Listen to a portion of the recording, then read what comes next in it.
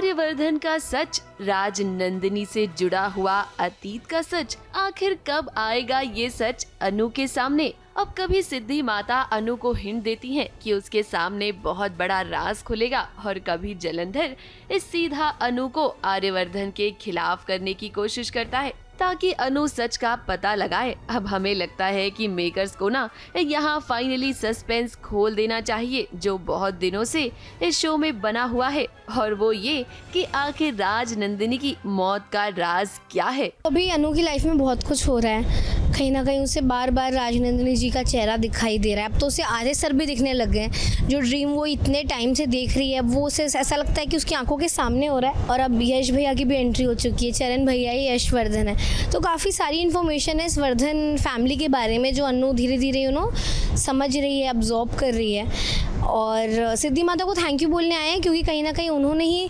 चरण भैया जो हमारे यश भैया उन्हें इतने टाइम तक संभाल कर रखा और उन्हीं की वजह से आज माँ को उनका खोया हुआ बेटा वापस मिला है। अब यहाँ अनु और उसकी सासू माँ सिद्धि माँ का शुक्रिया अदा करने आए हैं क्योंकि काफी समय से सिद्धि माँ ने हर्षवर्धन को अपने पास रखा और उसका ख्याल रखा। बहुत दिनों के बाद गायत्री को उसका बेटा वापस मिला, इस बात से अनु भी बहुत खुश है, लेकिन कहीं न कहीं उसके मन में बहुत सारे सवाल चल रहे हैं। सिद्धि माँ ने उससे कहा है कि बहुत जल्द ही उसे अतीत के कई राज पता चलेंगे। अब अनु पहले से ही परेशान है और दूसरी तरफ जलंधर, वो तो आर्यवर्धन के खिलाफ उसे भड़का रहा है।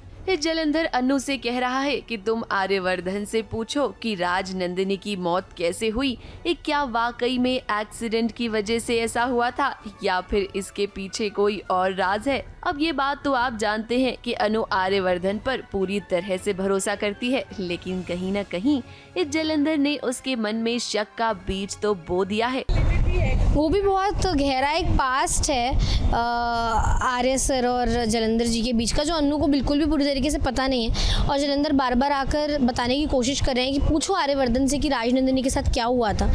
तो काफ़ी कुछ चीज़ें हैं जो अनु को अब धीरे धीरे पता चलेगी और उसको समझ में आएगा कि ओह, तो यश वापस इस घर में आया है, वापस मिला है हमें, तो कोई तो रीज़न है, उसका ज़रिया है किसी चीज़ तक पहुंचने का, किसी जगह तक, किसी इंसान तक पहुंचने का, तो ये सब हो सकता है। और दूसरा अनु भी आ गई है घर में, तो उसके थ्रू भी काफ़ी चीज़ें रिवील हो रही है। आने वाले ट्रैक में अब हम उम्मीद तो कर रहे हैं कि जल्द से जल्द ये सस्पेंस खुलेगा और हमें पता चलेगा कि राज नंदिनी की मौत कैसे हुई। मुंबई से स्नेहिल यादव के साथ एबीपी न्यूज़ रिपोर्ट।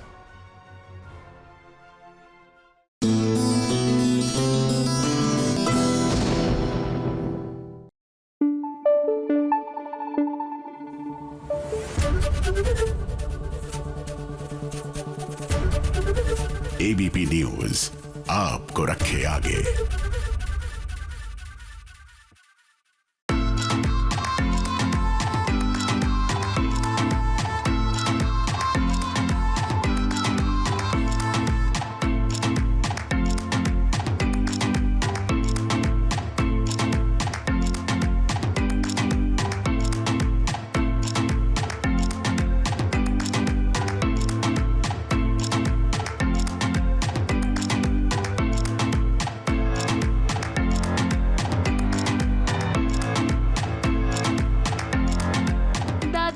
दादी अम्मा, अगर आप इस तरह बच्चों को करेंगी टॉर्चर तो इसकी सजा तो आपको भगवान जरूर देंगे।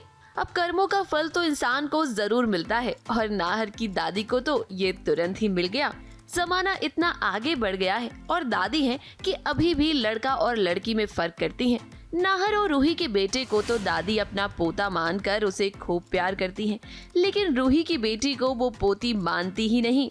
इसीलिए तो मेहमानों के सामने देखिए कैसे रूही की बेटी से वो काम करवा रही हैं। दादी पोते से तो प्यार करती है ना, रुचिता को पोती मानती कहाँ है? मानेगी तभी तो प्यार करेगी ना। अभी तो उसके लिए क्या रूही क्या रुचिता सब एक ही है। अब दादी ने रूही की बेटी के साथ गलत सलूक किया और देखिए इसकी सजा भी उन्हें मिली। एक खुद ही फिसल कर गिर गई वो।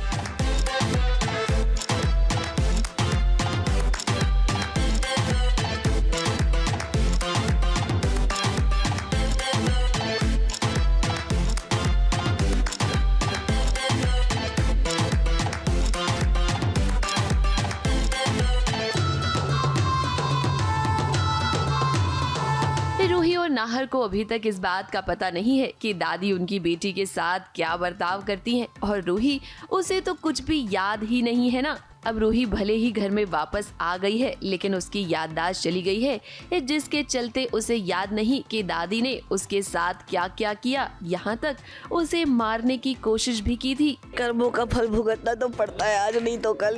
अभी इंस्टेंट हो रहा है तो खैर ठीक है, देखा जाएगा। लेकिन है, रुचिता को लेके मन में नफरत तो है, क्योंकि जब वो रूही की कोख में पड़ रही थी तभी भी बहुत कोशिश की कि वो मर जाए। उसको बद्दुआ भी दी थी कि तुम्हारा बच्चा मर जाए, झूठे पेपर्स भी तैयार कर दिए थे कि बच्चा मर गया है। अब जिस पर खाटू श्याम जी की कृपा है उसे भला कौन मार सकता है। और वैसे भी कहते हैं ना जाको राके साइयाँ, मार सके ना कोई। तो ये रुचिता वाकई में खाटू श्याम जी की ब्लेसिंग है, बच्ची जो रूही की बेटी है। फिलहाल तो नाहर की दादी को अपने किए की सजा मिल गई है, लेकिन अगर इसी तरह वो रूही की बेटी को टॉर्चर करती रहेंगी तो एक न एक दिन रूही और नाहर को इसके बारे में पता चल ही जाएगा। तो दादी जी, आप जरा बचकर रहिए। मुंबई से विशाल सिंह के साथ एबीपी न्यूज रिपोर्ट।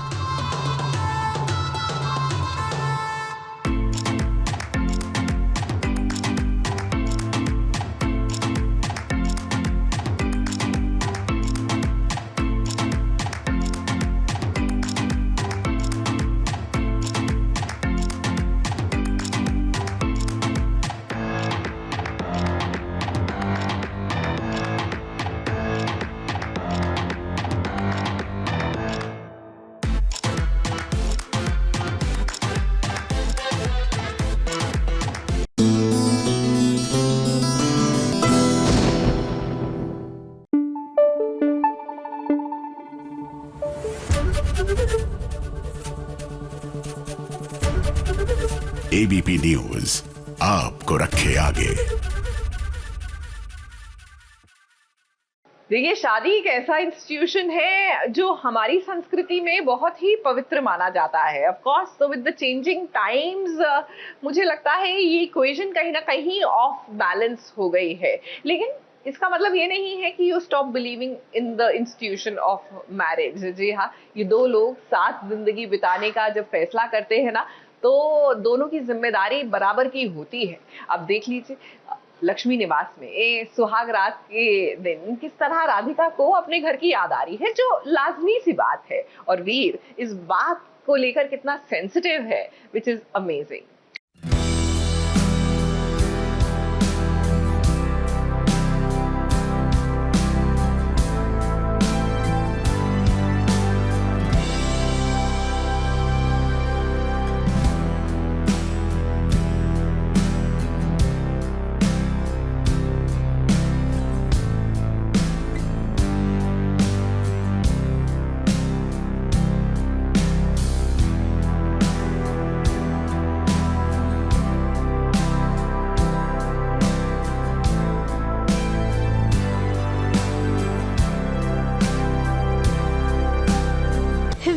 और राधिका की आज सुहाग रात है, और जरा देखिए ना राधिका को, बनारसी साड़ी में वो कितनी खूबसूरत लग रही है। तो वहीं वीर को तो आप सब जानते हैं कि वो हमेशा राधिका जी के पास ही रहना चाहता है। राधिका जी कैसी भी रहे, उसे वो हर रूप में प्यारी लगती हैं। और अब तो वीर का वो सपना पूरा हो गया कि जिसके लिए उसने केवल सपना ही देखा था, राधिका के साथ शादी करने का। अब शादी हो गई है तो इसका मतलब ये नहीं कि सब कुछ ठीक होगा। इस सुहाग रात वाले दिन राधिका रो रही है, उसने खाना भी नहीं खाया है। अब वो क्या है ना, वीर के घर वालों ने निया को इस घर में रखने से मना कर दिया, और उसके बाद जब ज्यादा बहसबाजी हुई तब घर वालों ने कहा कि 15 दिन के बाद निया आएगी इस घर में। तो बेसिकली बहुत ज़्यादा कलेश हो चुके हैं घर परिवार में। बहुत कुछ सुनाया गया राधिका को। राधिका बहुत ही हार्ट ब्रोकन है, बहुत बुरा लगा है उसे, और वो अकेले में ब्रेक डाउन हो रहा है उसका। और वो सिर्फ निया को मिस कर रही है, घर वालों को, मम्मी पापा को मिस कर रही है। वो निया से बात करने के लिए वीडियो कॉल करती है, और निया खाने के लिए बोलती है कि आपने कुछ खाया, और राधिका झूठ बोलती है कि नहीं खाया। वहीं निया भी परेशान है अपनी माँ से, वो दूर जो है, उसने भी खाना नहीं खाया है। ये देखिए एक प्यारा सा सीन जहाँ पर वीर ने अपने हाथों से खाना बनाया है। वहाँ से निया खाना खा रही है तो यहाँ से राधिका भले ही वीर से कितनी भी नाराज रहे, उसे बात करे या ना करे, लेकिन वीर है ना, वो राधिका को कभी भी ठुकराएगा नहीं। वो हमेशा उससे प्यार ही करता रहेगा। ये बात राधिका को अभी तो समझ में नहीं आएगी, लेकिन हाँ, फिर कुछ ही दिनों में समझ में जरूर आ जाएगी। अब घर में एक पूजा होने वाली है। वीर ने राधिका के लिए तोहफा लाया है और वीर चाहता है कि राधिका वो पूजा में जरूर पहन कर आए। तो ये बड़ा ही क्यूट नोक-झोंक सा सीन है वीर और राधिका का। वो बहुत ही से क्योटिक सा जो वो सीन पहले हुआ करता था वैसा है, बड़ा cute after very long time, जहाँ पे वीर बस ऐसी हरकतें किए जा रहे हैं जिससे राधिका बस इरिटेट हो रही है एंड शी इज़ लाइक कि बस क्या है अब। और कट्टू वहाँ पे वीर एक ऑफकोर्स एक बहुत ही सीरियस पूजा को लेकर बात होती है, तो वो अपना पर्सपेक्टिव रखते हैं पूजा के बारे में और वो बोलते हैं कि I've got this gift for you, आप प्लीज़ इसे पहनिएगा। और राधिका नहीं जाना चाहती पूजा में फॉर सो मेनी रीजंस, घर वालों का व्यवहार या व्हाटएवर, बहुत सारी चीज़ें। बट वीर अपने दिल की बात बोल के चला जाता है। Now it's up to Radhika कि वो करती क्या है। अब राधिका जानती है कि ससुराल में उसे कोई पसंद नहीं करता है, फिर ऐसे में वो पूजा में जाए या ना जाए ये भी अपने आप में सवाल है। तो दर्शकों से हम यही कहेंगे कि एक और ड्रामा देखने के लिए तैयार हो जाइए। वैसे अब तो आपको हर दिन एक नया ड्रामा देखने मिलेगा और वो भी एकदम कलेश के साथ। मुंबई से कैमरामैन सुजीत मिश्रा के साथ एबीपी न्यूज रिपोर्ट।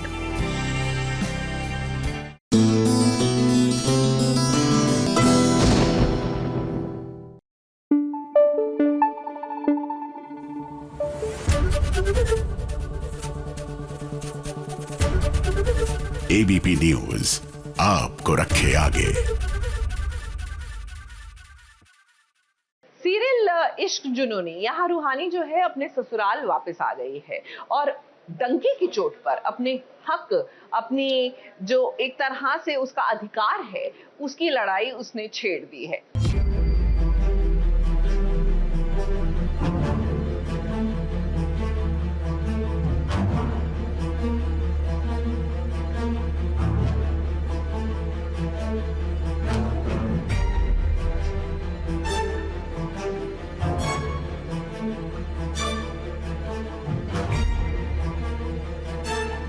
घी जब सीधी उंगली से ना निकले तो उंगली टेढ़ी करनी ही पड़ती है, और ये बात गुरु की दादी से बेहतर भला कौन जान सकता है। अब देखो रूहानी को तोड़ने के लिए उन्होंने कैसे मामी के साथ मिलकर एक प्लान किया। प्लान ये है कि रूहानी के सामने जसलीन को गिराने की कोशिश की ताकि उसके आने वाले बच्चे को नुकसान पहुंच सके, पर रूहानी सही समय पर जसलीन को थाम लेती है। इसी के बाद दादी रूहानी को प्यार से धमकी देती है कि अगर उसने गुरु को शादी के लिए नहीं मनाया तो वो जसलीन के बच्चे को जान से मार देगी। वो हमारे पास एक ही मोहरा है जिससे हम तेजू और गुरु की शादी करवा सकते हैं। हमें ऐसा लगता है कि वो ही एक मोहरा है, मतलब वही, उसी से हमारा तीर निशाने पे लगेगा। तो ये हम मामी के साथ प्लानिंग कर रहे हैं। हम सोचते हैं कि अगर ऐसा कुछ रूहानी देख लेती है और फिर वो शायद मान जाएगी, क्योंकि रूहानी तो रूहानी है, वो ऐसे कोई गलत अन्याय वगैरह होने नहीं देगी। हाँ, मामी से मिलकर हम यही प्लानिंग कर रहे हैं कि बच्चे को गिरा दे, और वैसे भी हमें मशीन वाला बच्चा मंजूर नहीं है, और उसके बाद हमारा काम भी हो जाएगा क्योंकि रूहानी हमारी बात मान जाएगी और तेजू से गुरु की शादी होने देगी। रूहानी आगे बचा लेती है। खैर हम तो माहिर ही है ये सब करते रहने में, हम दोबारा कुछ सोच लेंगे, लेकिन रूहानी बचा लेती है। तो इसमें ये हमारा फ़ायदा है कि रूहानी ने क्योंकि ये देख लिया तो हमने उससे अपनी बात मनवा ली कि अब की बार तो समझो ये चीज़ नहीं हुई, लेकिन अगली बार फिर से, मतलब ये धमकी की तरह हो गया कि अगली बार फिर से हम ऐसा कुछ सोच सकते हैं, ऐसा कुछ कर सकते हैं। तो मतलब इस बार के लिए तो ठीक है, रूहानी ने उसको बचा लिया, लेकिन हर बार रूहानी उसके पास नहीं होगी ना बचाने के लिए। तो इस धमकी में डाल के हम गुरु को और रूहानी को, और इस धमकी के दबाव में डालकर हम अपनी बात मनवाना चाहते हैं और तेजू से गुरु की शादी करवाना चाहते हैं। गुरु भी इस घर के फैसले से तंग आ चुका है। वो भी अब कहीं ना कहीं शादी के लिए राजी हो ही गया है, तभी तो तेजस्विनी खुश है। वहीं रूहानी का दिल टूट गया है क्योंकि वो अपनी नजरों के सामने गुरु को किसी और का होता हुआ नहीं देख सकती। पर क्या करे, वो तो मजबूर है। बेचारा गुरु कुछ बोल भी नहीं सकता। सी बैक स्टोरी कुछ कही है जिसमें रूहानी और गुरु के बीच में कुछ ऐसा हुआ है जिसके बाद गुरु आए हैं घर पे और वो बोलते हैं अपने पापा से कि ठीक है, अगर आपने मुझे किसी ऑप्शन के साथ छोड़ा ही नहीं है तो आप जो शर्त रख रहे हैं वो मान सकते हैं, क्योंकि फ़ैसला तो आपने ले लिया है। वो तो सिर्फ कहने वाली बात है कि फ़ैसला गुरु को करना है, क्योंकि जीजा जी ने फ़ैसला ले लिया है। तो अल्टीमेटली यही हुआ है कि अब हो रही है शादी तेजू और गुरु की। गुरु भले ही शादी के लिए मान गया हो, मगर वो कभी भी अपनी रूहानी को अकेला नहीं छोड़ेगा। उसके लिए चाहे पूरे संसार से क्यों न लड़ना पड़े।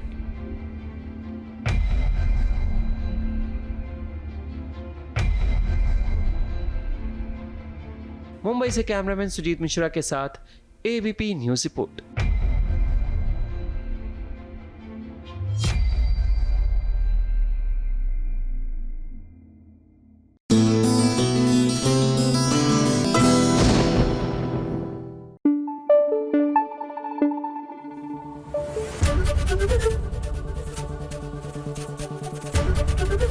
एबीपी न्यूज आपको रखे आगे।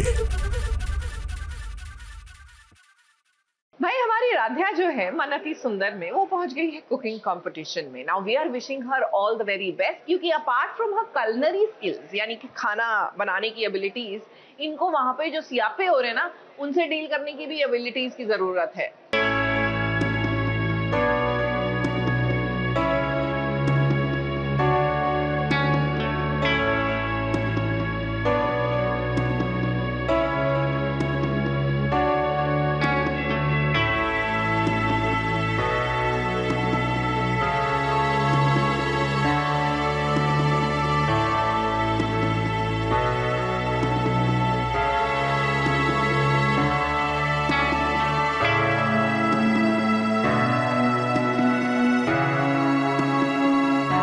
कोशिश करने वालों की कभी हार नहीं होती, मगर राध्या वो तो कभी किसी काम को करने से पीछे नहीं हटती है। तो भला उसे क्यों हमेशा लोगों के ताने सुनने पड़ते हैं। अब प्रथम की मदद करना चाहती है राध्या, और आप सभी जानते ही हैं कि इस वक्त प्रथम को पैसों की जरूरत है। इसीलिए तो राध्या कुकिंग कंपटीशन में पार्टिसिपेट करने के लिए आई है। लेकिन यहाँ जब अपना फॉर्म सबमिट करने आई राध्या, तो देखिए कैसे सभी ने उसका मजाक उड़ाया और इसी के साथ साथ उसे पार्टिसिपेट करने की इजाजत नहीं दी गई। प्रथम है वो 2 करोड़ लॉस में है और जिनसे पैसे उधार लिए वो बहुत ही खतरनाक आदमी है। वो गुंडे भेज रहे हैं, मारने की धमकी दे रहे हैं। तो बहुत सारा सब क्लियर करके कि एग्जैक्टली हम पैसे कहाँ से अरेंज करेंगे।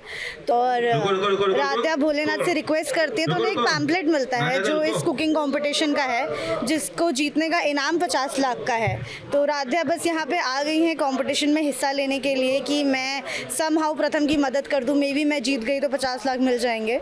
अब देखा जाए तो यहाँ प्रथम को होना चाहिए था राध्या की मदद करने के लिए, लेकिन दादी की बातों में आ गया है प्रथम। अब प्रथम को लगता है कि घर पर इतने सारे मर्द हैं, तो ऐसे में एक औरत को घर से बाहर जाने की क्या जरूरत है। दूसरी तरफ राध्या है जो हर कीमत पर प्रथम की मदद करना चाहती है और इसीलिए वो इस कंपटीशन में पार्टिसिपेट करने के लिए आई है, जहां इस कंपटीशन को जीतकर उसे 50,000 रुपए मिलेंगे। यहाँ भी एक जंग चल रही है कि इतने सारे लोग हैं, बहुत पढ़े लिखे लोग आए हैं, बहुत अच्छे शेफ आए हैं, जो 5 स्टार वाले हैं वो आए हैं। तो राध्या को डर है कि मैंने तो अभी अभी खाना बनाना शुरू किया है, कैसे मैं यहाँ पे कैसे सब फेस करूँगी।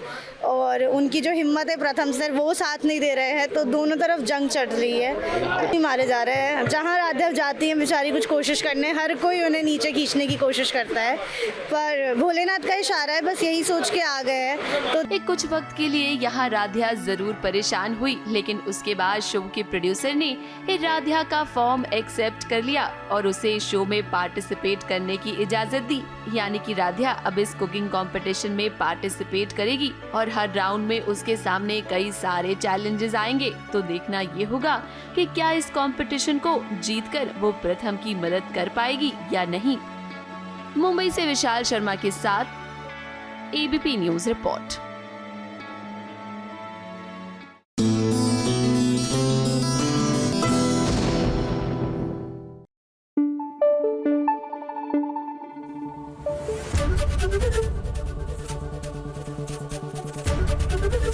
एबीपी न्यूज आपको रखे आगे।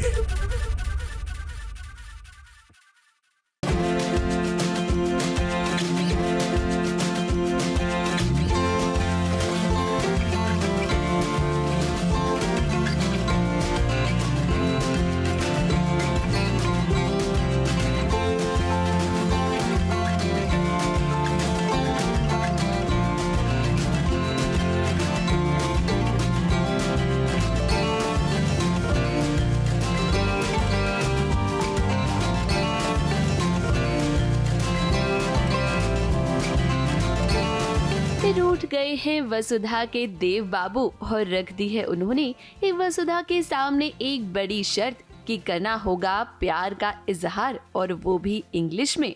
अब वसुधा ने नई नई इंग्लिश सीखी है, टूटी फूटी ही सही लेकिन बोलने की कोशिश वो कर रही है। अब इसी बीच देव बाबू चाहते हैं कि वसुधा उन्हें बड़े प्यार से आई लव यू कहे, लेकिन वसुधा मानने को तैयार ही नहीं है। इसीलिए तो देव ने कह दिया है वसुधा से कि जब तक वो अपने प्यार का इजहार इंग्लिश में नहीं करेगी तब तक वो खाना नहीं खाएगा। देव मुझे जब अंग्रेजी सिखाने शुरू हुआ था तो उसने एक बार बोला था कि आई लव यू बोलो, तो वसु शर्मा जाती है, कुछ नहीं बोलती, तो बस देव थोड़ा ज़िद पे आ जाता है कि अपने पति को नहीं बोलेगी तो किसको बोलेगी। और अभी अभी तो वसु ने अंग्रेज़ी बोलना शुरू किया है, लेकिन वसु क्या करे, वो इतनी मजबूर है, उसने ये सब कभी बोला नहीं है और उसको शर्म इतनी आती है, वो नहीं बोल पाती। लेकिन हाँ, अभी दिव्या और प्रभात जी जो है सब अरेंजमेंट करते हैं कि हम गेम खेलेंगे और उसमें ऐसे ऐसे वसु से आई लव यू बुलवाएंगे देव को, ताकि देव मान जाए। और देव बहुत दिनों से नाराज़ था, जिसकी वजह से वसुधा भी परेशान थी, तो इसलिए गेम खेला गया। अब बेचारी वसुधा को देखिए, वो देव को मनाने की पूरी कोशिश कर रही है, लेकिन देव तो जिद पर अड़ गया है। और अब तो चैलेंज और भी ज्यादा बड़ा है क्योंकि वसुधा को सारे घर वालों के सामने देव को आई लव यू बोलना है। अब देखा जाए तो ये एक बहुत मुश्किल काम है वसुधा के लिए, क्योंकि इस जाहिर सी बात है कि उसे सारे घर वालों के सामने देव को आई लव यू बोलने में शर्म आएगी। जी, देव ने बहुत कोशिश कर ली है, लेकिन वसु मान नहीं रही है। वसु देव को आई लव यू नहीं बोल रही है, जबकि उसको बोलना आ गया है, थोड़ा बहुत इंग्लिश भी बोलनी सीख रही है वो। तो देव की एक छोटी सी रिक्वेस्ट है जिसको वसु मान नहीं रही है, तो देव क्यूटली थोड़ा सा गुस्से में होकर कोशिश कर रहा है कि वसु कन्विंस हो जाए और उसको आई लव यू बोलते। हमारी नोकझोंक को आई थिंक पापा सा और दिव्या ने समझा और उन्होंने एक प्लान रचा है जिसमें डम शरार्ट्स के थ्रू वसु देव को आई लव यू बोलेगी। अब वो प्लान एग्जीक्यूट होगा कि नहीं होगा ये तो बाद में ही पता चलेगा, लेकिन पापा सा नहीं चाहते कि देव और वसु में लड़ाई हो या थोड़ी भी तू मैं हो, अच्छे से खुश रहे। तो हम आपको बता देते हैं कि अब आगे चलकर देव और वसुधा को एक करने का प्लान बनाएंगे बाबा सा और दिव्या, जहां ये दोनों देव, वसुधा और सभी घर वालों के साथ मिलकर दम शरार्ट्स का गेम खेलेंगे। और उस दौरान देव और वसुधा का पैचअप होगा जब वसुधा देव से आई लव यू कहेगी।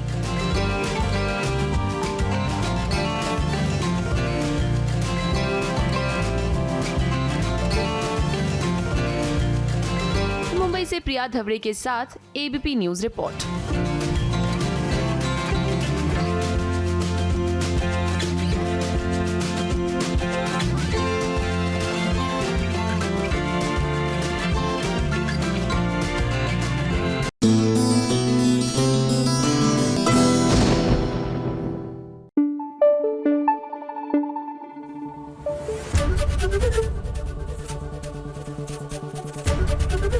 एबीपी न्यूज आपको रखे आगे। देखिए, वक्त के साथ आज की जनरेशन में ना परिभाषाएं रिश्तों की बदल रही हैं।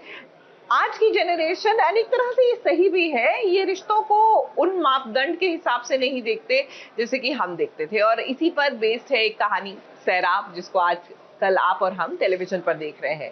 और इसी के चलते नौनिका और ईशान, इन दोनों के बीच में नजदीकियां भी जो है ना वो बढ़ रही है।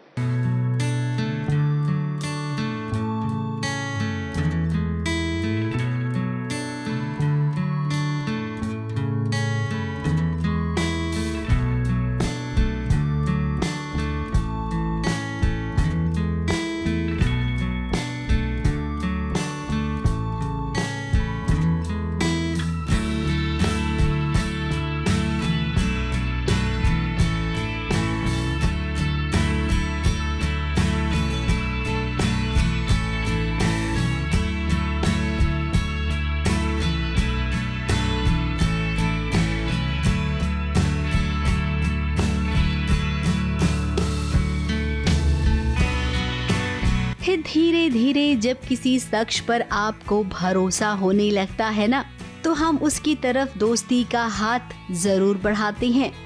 और किसी ने ये भी कहा है कि अक्सर प्यार की शुरुआत दोस्ती से ही होती है। अब यहाँ पर नयोनिका की तरफ से प्यार की वैसे कोई उम्मीद तो नहीं है, तो वहीं हम ये जानते हैं कि ईशान बहुत प्यार करता है नयोनिका से।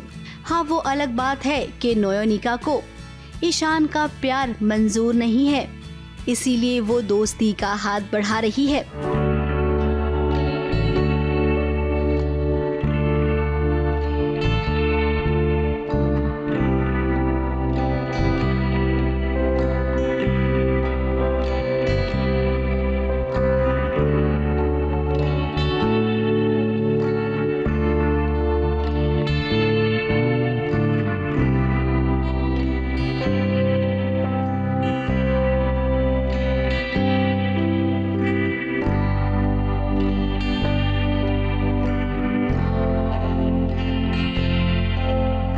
इनिशिएटिव ईशान ने हमेशा लिया है, लेकिन पहली बार नयोनिका ले रही है, तो काफ़ी खुश था ईशान। एंड वो अपने एंड से जितनी भी हो सके कोशिश कर रहा है। ईशान के उसी प्यार ने नयोनिका के दिल पिघला दिया, क्योंकि ज़रा सी भी हलचल हुई है रूम में तो वो सीधे भाग कर आ जाते, यो रोके कुछ हुआ है क्या, या कुछ चाहिए, या कुछ हो ना जाए। क्योंकि अभी पता चला है कि नयोनिका को कैंसर है फर्स्ट स्टेज, तो ऑलरेडी ईशान अंदर से थोड़ा सा हिला हुआ है। नयोनिका को ये समझ में आ गया है कि ईशान एक अच्छा लड़का है, वो जो कर रहा है दिल से कर रहा है, इसके पीछे उसका कोई मतलब नहीं है। अब माना कि इस बात को समझने में नयोनिका को बहुत वक्त लगा, लेकिन कोई नहीं, देर आए दुरुस्त आए। ईशान के लिए नयोनिका की दोस्ती ही काफ़ी है। अभी नयोनिका ये देख चुकी है कि उसकी लाइफ में इस समय जब वो सबसे ज़्यादा उसको किसी की ज़रूरत है, और वो बोलती भी है कि मेरा इस समय कोई नहीं है, मुझे अकेले ही सब कुछ करना है, तब वो देखती है कि ईशान उसके लिए सब कुछ कर रहा है, उसके घर में उसको ले आया ज़बरदस्ती, या और 10 चीज़ें सुन भी ली। जब नयोनिका ने उसको बहुत सारी चीज़ें सुना दी, ईशान उसे सिर्फ़ और सिर्फ प्यार दे रहा है। बोलते हैं प्यार में बहुत ताकत होती है, और वो आज नयोनिका को समझ में आ गया है कि हाँ, शायद ये जो दोस्ती है, क्योंकि ईशान बहुत प्यार करता है नयोनिका से, तो वो बोल नहीं पा रहा, तो उसने बोला मैं दोस्त ही रहूँगा। अच्छा, रात भर ईशान जागता है नयोनिका के लिए, कि किसी भी तरह की उसे कमी ना महसूस हो, इसका पूरा ख्याल रखता है। फिलहाल तो अभी इनके बीच यही वाला रिश्ता गहरा होगा। आगे जब नयोनिका ठीक हो जाएगी, उसके बाद समझ में आएगा राइटर को कि अब कहानी को कौन सी दिशा देनी है। मुंबई से कैमरामैन सुजीत मिश्रा के साथ एबीपी न्यूज रिपोर्ट।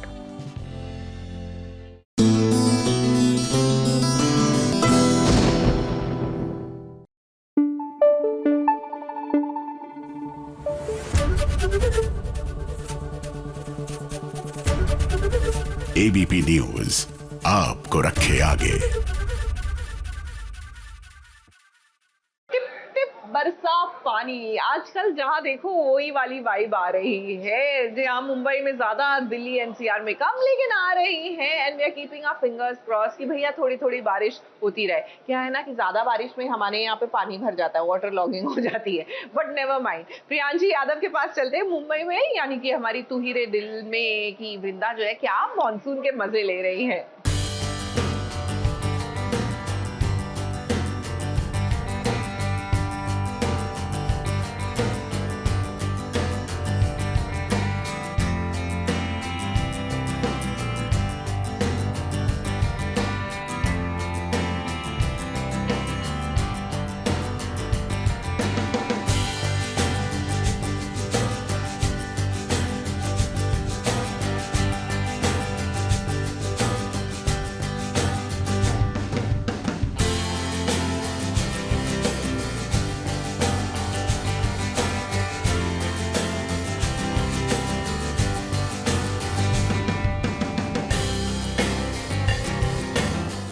मैं हूँ आपकी प्रियांशी वृंदा, और आज हम SBS के साथ मॉनसून स्टोरी करने वाले हैं।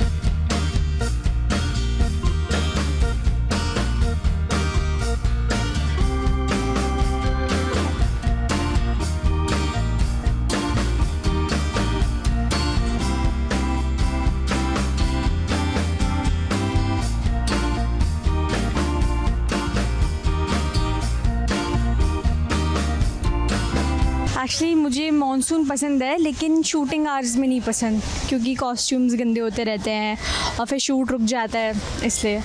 बाकी मुझे बारिश बहुत पसंद है, बहुत ज़्यादा।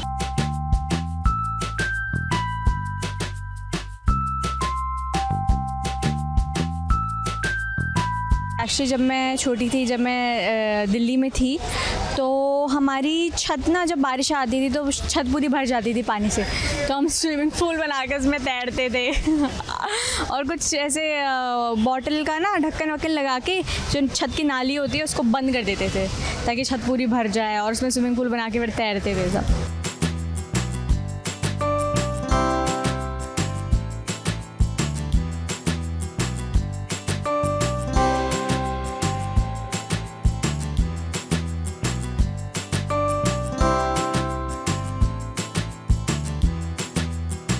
जी एक्चुअली मुझे अभी ना भीमा शंकर जाना है और त्र्यंबकेश्वर जाना है और मुझे लोनावला जाना है, तो मैं बहुत मैनिफेस्ट कर रही हूँ, लेकिन अभी हमें छुट्टी नहीं मिल पा रही, बारिश आ रही है। और मेरी बिल्डिंग में ना बहुत अच्छा सा पोडियम भी है, तो मैं सोचती हूँ कि जैसी बारिश आएगी ना तो मैं वहाँ पे पोडियम में जाऊँगी और मैं नहाऊँगी, लेकिन कुछ नहीं हो पाता है। यहाँ से पैकअप करके जाते हैं, इतना थक जाते हैं कि सो जाते हैं। वैसे जब मैं दिल्ली में होती थी तो मैं छत पर चली जाती थी मम्मा को बिना बताए, फिर घर आके डांट पड़ती थी।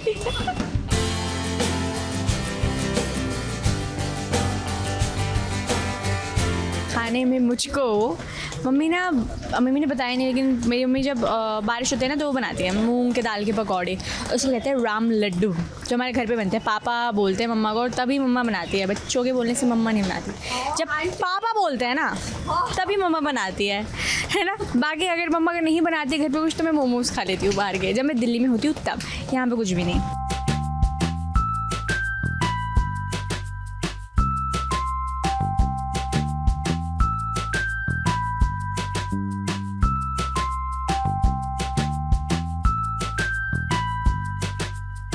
बस अब मेरे पास इतना ही टाइम था, मैंने फटाफट से मैगी भी खा ली और कॉफ़ी भी पी ली। अब मुझे मेरे शॉट के लिए बुला रहे हैं। Thank you so much SBS, मुझे इतनी टेस्टी कॉफ़ी और मैगी खिलाने के लिए। शूट के बीच में बहुत कम टाइम मिलता है, और अगर आप मेरा शो देख रहे हो और अगर नहीं भी देख रहे हो तो प्लीज़ देखो, बहुत बड़ी बड़ी चीज़ें हो रही है हमारे शो में, और मुझे ऐसा लगता है कि आपको हमारा शो देखना चाहिए। 7 PM ऑन ZTV, तू ही रे दिल में।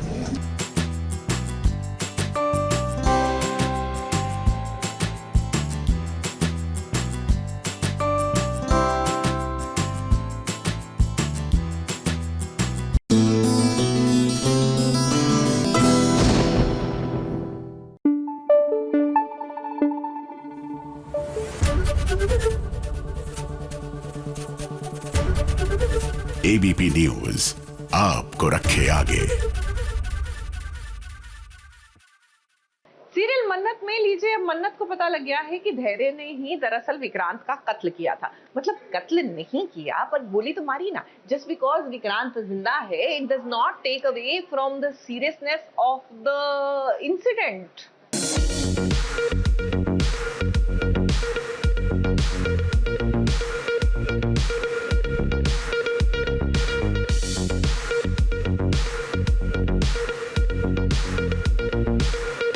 मन्नत को बचकर रहना है और साथ ही साथ विक्रांत को बुरी नजरों से बचाना है। अब वो क्या है ना कि मन्नत का जासूसी वाला मोड ऑन हो गया है, क्योंकि उसे अब सच का पता चल चुका है कि अभिमन्यु ही विक्रांत है।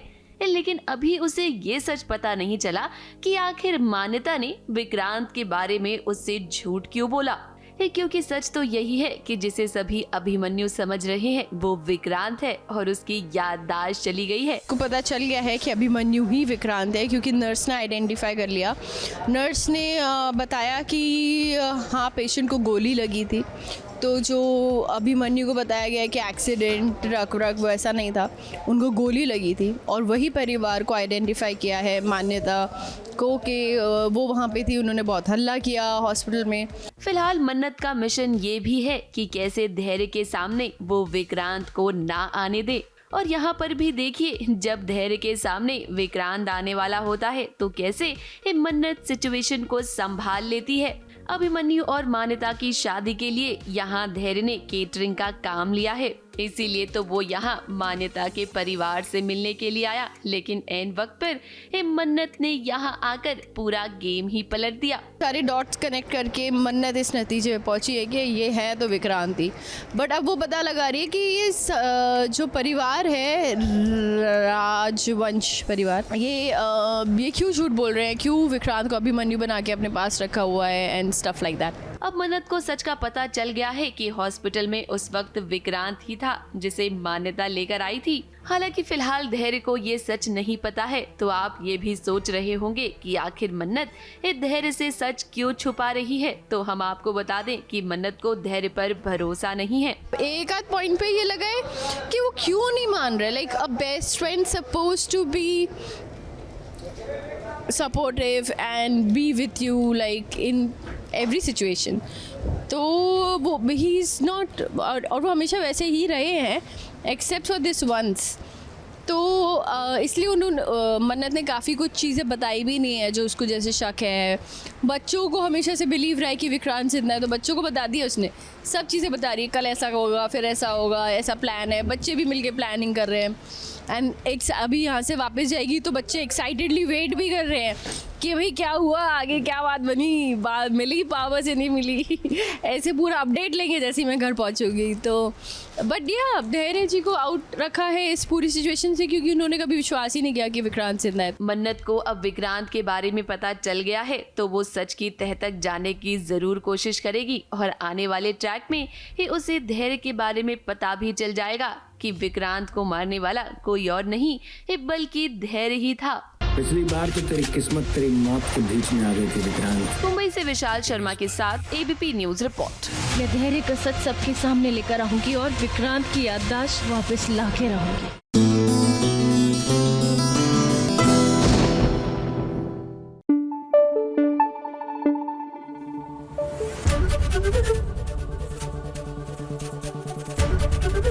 एबीपी न्यूज आपको रखे आगे। बात करते हैं सीरियल जगधात्री की। यहाँ पर हमारी जगधात्री जो है किस तरह अपनी ही शादी के फंक्शन से गायब हो गई थी, ये तो हमने आपको बताया था। लेकिन अब जैसे तैसे करके शादी वाला दिन आ गया है, मंडप में दुल्हन का रूप लेकर भी बैठ गई है हमारी जगधात्री। लेकिन इसका मतलब ये कतई नहीं कि वो अपनी रिस्पॉन्सिबिलिटीज को नजरअंदाज करेगी। तो हमारी दुल्हन ने जब लिया महिषासुर मर्दनी का रूप और किया मूसा का काम तमाम, तो कैसा था नजारा, आइए दिखाते हैं।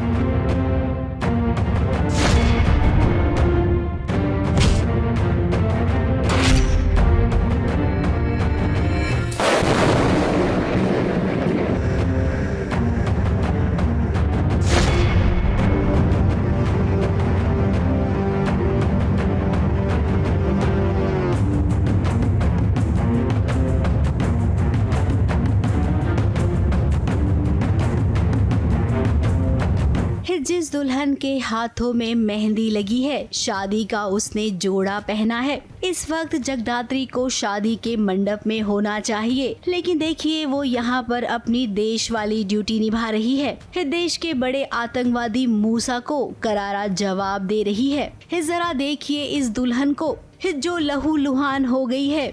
देश की खातिर वो अपनी जान की परवाह नहीं कर रही है। मूसा और जगदात्री के बीच पलटवार का सिलसिला बहुत लंबा चला। वैसे रुद्र को पता था और वो यहाँ पर खड़े रहकर सब कुछ देख रहा है। कुछ के ये क्या हो क्या रहा है और ये मार क्यों नहीं रहा है, क्यों लड़ रहा है हाथ से, ये किस टाइप का बंदा है भाई मूसा, इसको गोली मारना चाहिए, तो ये फिस्ट फाइट कर रहा है। तो वो एंटरटेन हो रहा है, थोड़ा आधा थोड़ा टेंशन में है, तो उसका अलग चल रहा है। जैसे आप लोगों को है वैसे मुझे भी थोड़ा सा अभी क्यूरियोसिटी है कि आगे क्या होता है, क्या लिख के आता है, क्या है स्टोरी लाइन में। बाकी थोड़ी बहुत जो मुझे ब्रीफ पता है वो मैं नहीं बताऊँ। अब जगदात्री का यहाँ पर आपको आक्रोश भी देखने मिलेगा।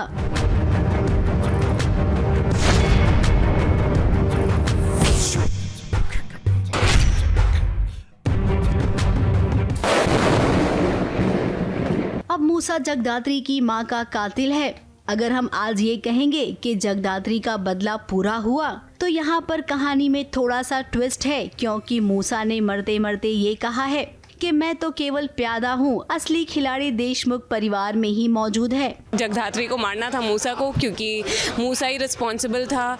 जगधात्री की जो असली आई हैं उनकी मौत का रिस्पॉन्सिबिलिटी पूरी मूसा की थी, तो इसीलिए फाइनली वो मौका आ गया, वो दिन आ गया 22 साल बाद। 22 साल के बाद और कहानी यहीं ख़त्म नहीं होगी, इसके बाद कहानी शुरू होगी और मूसा मरते मरते एक हुक पॉइंट छोड़ के जाएगा कि मैं तो एक प्यादा हूँ, मैं तो एक मोहरा हूँ। जो असली इस कहानी का ताना बाना बुनने वाला है वो कोई और है, वो देशमुख हाउस में ही है।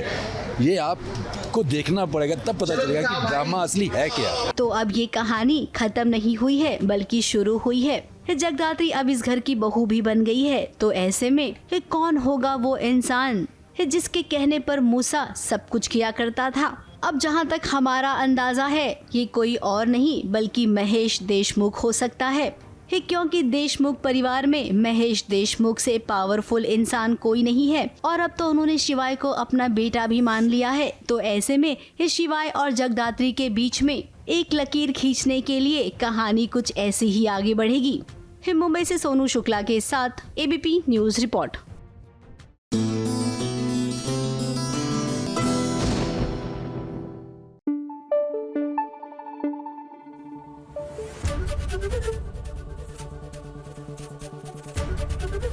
एबीपी न्यूज आपको रखे आगे।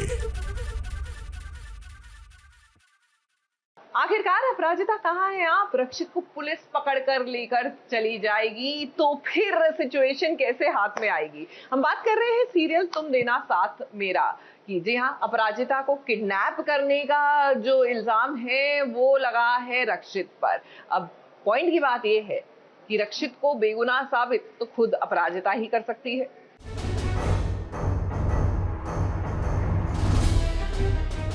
रक्षित को ऐसे नहीं जा सकता। तुमने पहले भी मेरा घर बर्बाद किया है, मैं दोबारा नहीं करने दूंगा तुम्हें।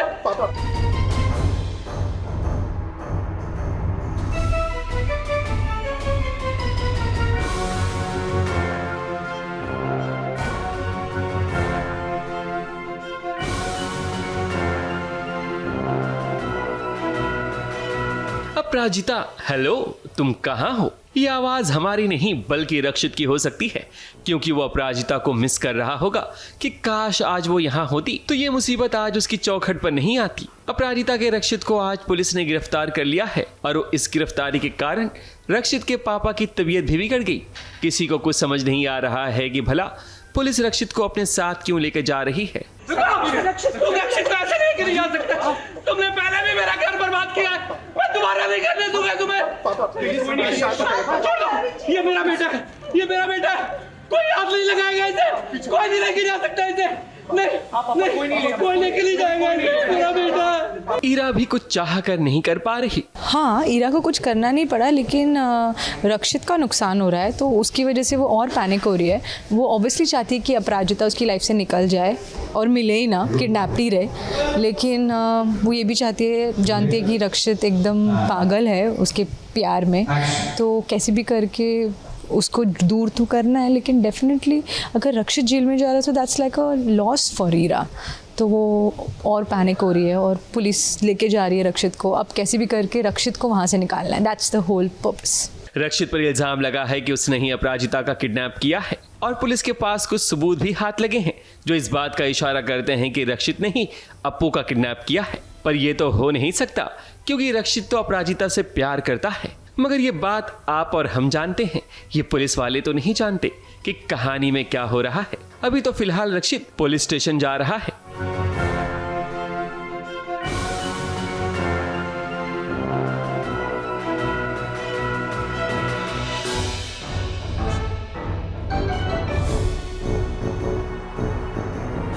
ये साजिश तो पता ही है सबको कि ललित ने की है। So definitely I am not aware. Ira को पता ही नहीं है कि ललित है भी, उसका हस्बैंड कैसा इंसान है उसको कोई आइडिया नहीं है। आगे जाके कुछ होगा तो होगा, लेकिन अभी फ़िलहाल उसको बिल्कुल नहीं आइडिया कि ललित कैसा इंसान है, कि वो अब्यूज़िव है या जो भी सारी चीज़ें हैं। इरा तो कोशिश ज़रूर करेगी कि रक्षित जेल से बाहर आ जाए, मगर हमें ये पूरा यकीन है कि ललित के पापों का घड़ा जल्द ही भरने वाला है, क्योंकि रक्षित को पता चल ही जाएगा कि अपराजिता को किडनैप करने का काम किसी और का नहीं बल्कि ललित का है। मुंबई से शिवानी सिंह के साथ ABP news report.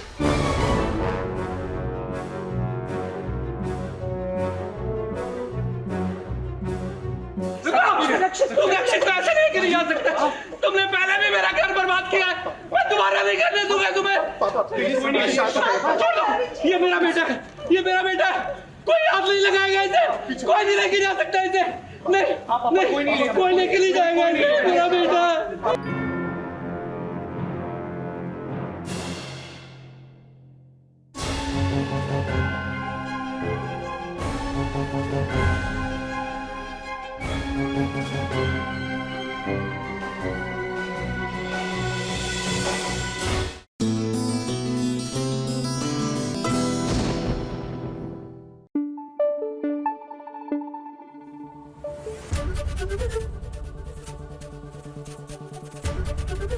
ABP news आपको रखे आगे।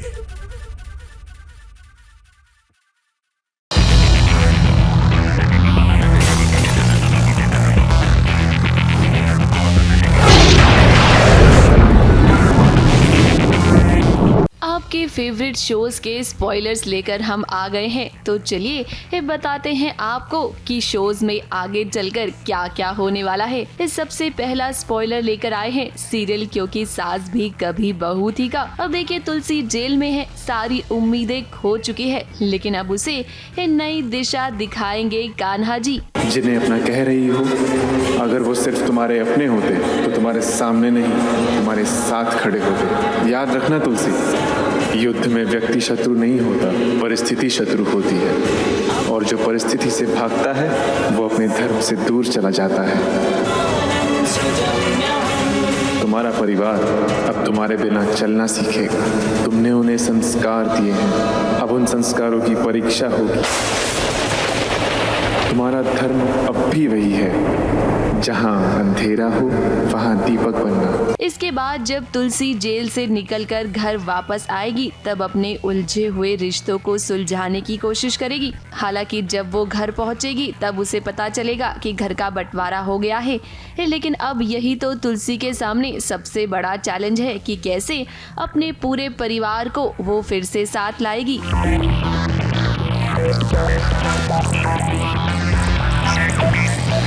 अगला स्पॉइलर आपको देते हैं सीरियल ये रिश्ता क्या कहलाता है का। अब इतने दिनों से अरमान और अबीरा के फैंस इस शो में काफी इमोशनल सीन्स देख रहे हैं और आगे चलकर भी इसी तरह के सीन्स आपको देखने को मिलेंगे, लेकिन बीच बीच में कुछ ऐसे भी सीन्स होंगे जिन्हें देखकर आप कहेंगे कि ये इमोशनल सीन है या फनी। हॉस्पिटल में जब अरमान की सांसें रुक जाएगी तब अबीरा की आत्मा भी अरमान के साथ जाना चाहेगी, लेकिन कहानी में हीरो और हीरोइन कभी मर तो नहीं सकते हैं, इसीलिए अरमान और अबीरा की सांसें वापस आ जाएंगी।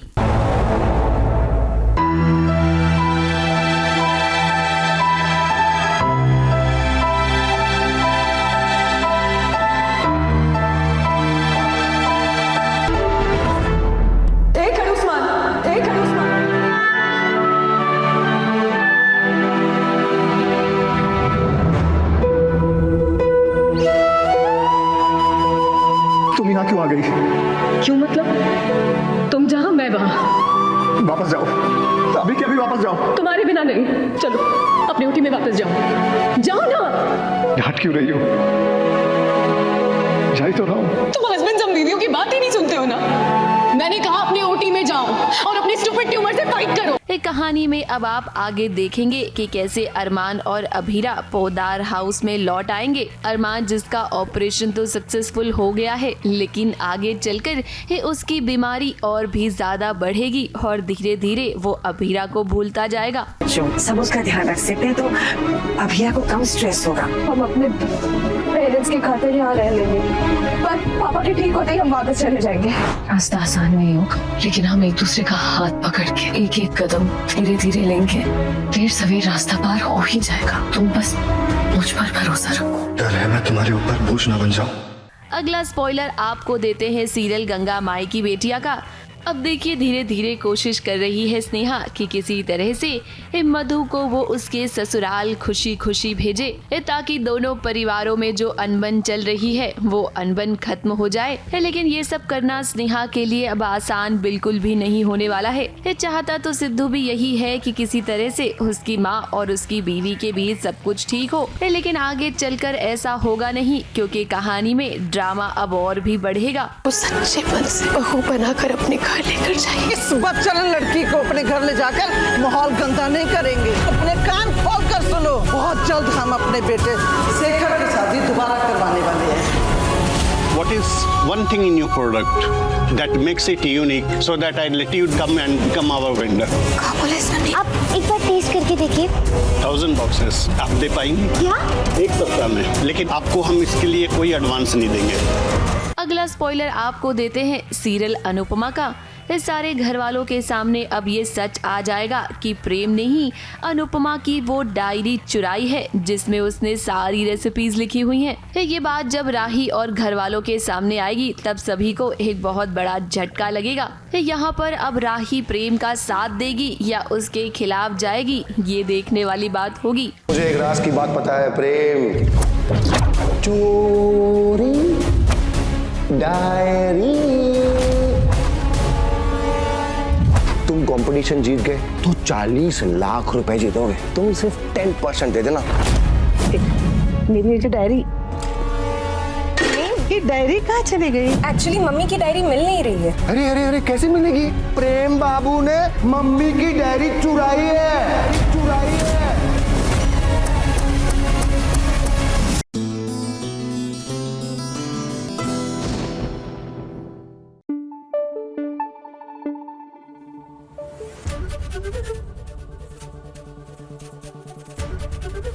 एबीपी न्यूज आपको रखे आगे।